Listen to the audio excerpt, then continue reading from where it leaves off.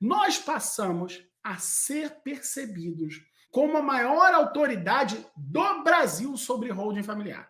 Mas, Márcio, caraca, como é que você pode falar que você se transformou na maior autoridade do Brasil em holding familiar? Da mesma maneira que eu falo para todos os nossos alunos, cada um dos nossos alunos, cada um dos meus 5.000 mentorados é percebido por alguém como a maior autoridade do assunto em holding familiar.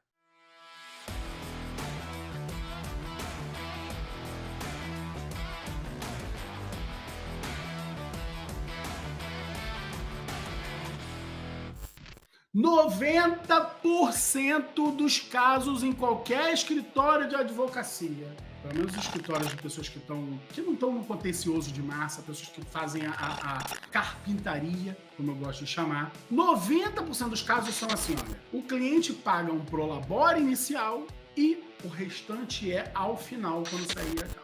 O problema é que essa causa leva no mínimo 5 anos para sair. No mínimo 5 anos. E o que o cara paga aí, vamos falar aí nos números, por exemplo, de 2008, quando eu estava lá começando o meu próprio escritório, 2008 para 2009. Né? Aí já não mais com o meu mestre Francisco, e aí por conta própria. Mas digamos ali que eu conquistasse uns 2 a 3 clientes por semana. Isso dá mais ou menos aí, sei lá, 10 clientes por mês, em média. Que cada um me pagasse 2.000 de prolabore inicial, tá? De prolabore inicial. Beleza, 20.000 não, tem o custo do escritório. Tem o custo da minha advogada, da minha sócia, que eu não sei o seu. A minha cara pra burro. Então ela não custa cara. Então tem todo esse custo envolvido. Ah, mas também tem os contratos de partido. Eu sei que no final das contas você vai assim, não, eu tô ganhando uns 10 paus por mês, como se aquilo ali fosse muito. Como se aquilo fosse muito. Sem certeza do amanhã, tendo aquela advocacia que eu chamo de advocacia do reme-reme, da dificuldade. E isso por quê? Porque o teu processo, o teu fluxo de trabalho continuou o mesmo de Rui Barbosa. Por quê? Porque depois daquilo ali você vai fazer procuração, contrato de honorários, petição inicial, aí implora para o cliente para mandar uma pregalhada de documento que ele leva séculos para mandar, aí ajuiza a ação, aí leva semanas, quando não leva meses, para o processo começar a andar. E aí a coisa entra num fluxo de trabalho que não é sustentável. Que não é sustentável, que não cabe, que não gira um negócio, que não dá para chamar advocacia de um negócio. Eis que chegou o ano de 2008, no final do ano de 2008 para o ano de 2009, eu falei assim, cara, tem um cliente que está demandando a necessidade de ter uma holding familiar.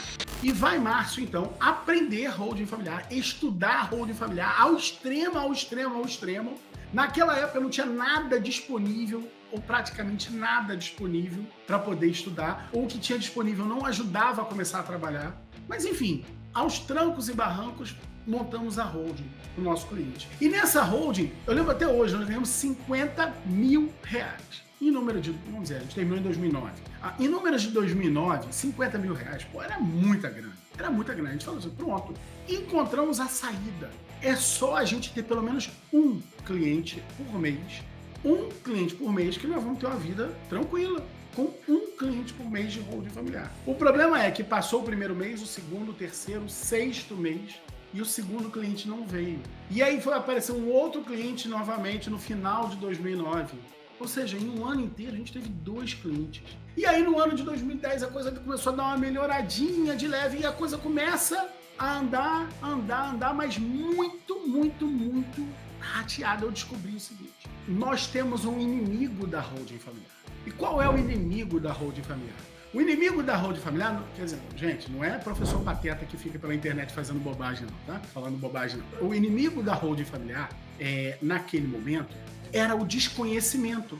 Era a ausência de informação na cabeça das pessoas. Primeiro, que aquilo era lícito. Segundo, que aquilo ali, sendo lícito, que iria funcionar. Terceiro, que aquilo ali não era só coisa de bilionário, que também cabia para o patrimônio daquela pessoa que era, por exemplo, de classe média alta. Além disso, qual era o outro inimigo? A grande maioria das pessoas sequer faziam ideia que o inventário poderia criar algum tipo de prejuízo para elas. Não faziam ideia, não tinham a menor ideia. Então, o inimigo da holding familiar era a desinformação. Então, o que a gente percebeu? Caramba, nós precisamos começar a palestrar sobre o tema. E quanto eu vou cobrar por palestra? Zero. Eu vou palestrar gratuitamente. Por que eu vou palestrar gratuitamente? Porque eu só vou conquistar mais clientes se as pessoas ao menos souberem do problema que elas têm ou da solução que a holding representa. Se elas permanecerem ignorantes, eu nunca vou ter cliente. Então eu percebi que antes de querer ter cliente, eu precisava fazer um trabalho de andorinha. Eu precisava fazer trabalho de formiguinha. Porque a gente tinha que ir de um em um ensinando as pessoas. E eu pensei assim, de que maneira a gente pode potencializar isso? Levar isso a mais gente. Cara, vamos começar a fazer palestra. Então, a gente começou a fazer palestra em tudo quanto era canto. Em tudo quanto era canto. Palestra com um grupo que era da igreja, confraria do vinho, os amigos do tênis, empresários, condomínios, aos montes, várias palestras em condomínio, tanto que a gente se tornou, inclusive, advogado de muitos condomínios na Barra da Tijuca no Recreio. Muitos condomínios. Por conta dessas palestras. A partir dessas palestras, conhecemos aí vários síndicos e tudo mais. E aí vieram outros casos que envolviam condomínios, enfim. E aumentou ainda mais. Então, muitas palestras. Mas, veja só, cada palestra que eu fazia, tinha palestra de 10 pessoas, tinha palestra de 200 pessoas. Cara, 200 pessoas é uma palestra que tu sai de lá falando assim, caraca, eu fiz um comício. Não é uma palestra, era um comício. Então, essas palestras, por mais que lotassem, elas tinham 200 pessoas. Então eu fazia palestra, cara, toda semana. Tinha semana com 2, mas toda semana tinha palestra, sem exceção, muito difícil. Que semana que não tinha palestra? Entre o dia 25 de dezembro e o dia 1º de janeiro, não tinha palestra. Mas fora isso, acho que toda semana do carnaval não tinha palestra. Semana Santa não tinha palestra. Fora isso, toda semana tinha palestra. Toda semana. E poucas eram as palestras que a gente fechava pelo menos um cliente. Poucas eram as palestras. E a gente insistia. Por quê? Porque uma vez, apareceu um cliente que não era da palestra, mas porque ele tinha assistido uma palestra muitos meses antes, e aí o que aconteceu? Uma outra pessoa foi fazer a holding dela conosco e comentou com ele. Ele falou, pô, voltei em vocês. Então a gente percebeu que o ato de fazer aquelas palestras, aparentemente não rendendo nada, gerava outras, eu vou chamar de outros ativos intangíveis. Então gerava outros benefícios pra gente que eram intangíveis e que agora eu tenho um nome muito claro para dar isso. Se chama autoridade. Nós passamos a ser percebidos como a maior autoridade do Brasil sobre holding familiar. Mas, Márcio, caraca, como é que você pode falar que você se transformou na maior autoridade do Brasil em holding familiar? Da mesma maneira que eu falo para todos os nossos alunos. Cada um dos nossos alunos, cada um dos meus 5.000 mentorados é percebido por alguém como a maior autoridade do assunto em holding familiar. Cada um deles. E eu era percebido como a maior autoridade em holding familiar por aquelas pessoas a quem eu abordei.